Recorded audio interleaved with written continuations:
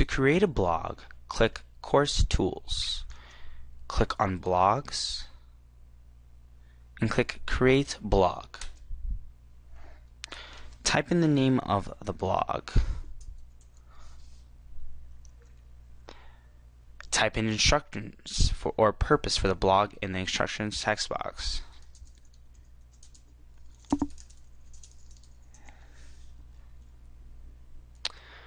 Choose blog availability. By default, it is available to users. You can limit availability based on time and date. Please note that you must use both the display after and display until.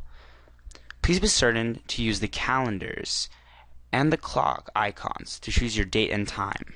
Typing in the fields will result in an error. Blog participation is where you choose the type of blog you will be using. When you create a blog, you provide the same link to every student.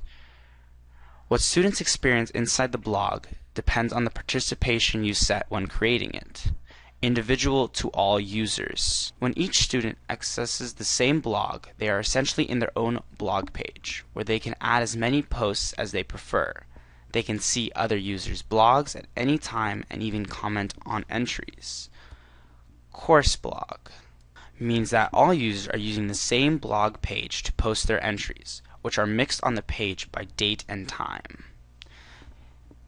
They can see each other's users' entries at any time and even comment on them. Choose the type of blog you prefer by clicking the appropriate radial button. Allow anonymous comments is checked by default, but is not recommended when students are being graded on participation because any anonymous comments are not attributable to individuals. Uncheck to disable it. Under blog settings, you have a few options. You can choose how entries will be indexed, monthly or weekly. This will give you a shortcut either by month or week in the right column that will collect any posts from that time frame onto the main page.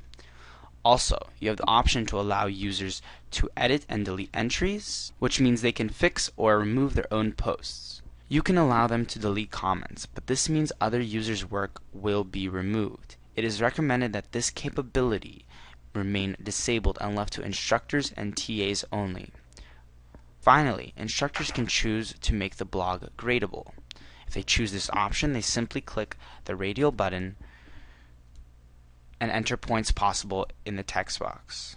A grade column will automatically be added. Instructors will then be able to view, comment, and grade an individual's contribution to a blog from within the blog. They will not have to go to the grade center. There's also options to make a due date and add a rubric. When completed, click Submit to create the blog.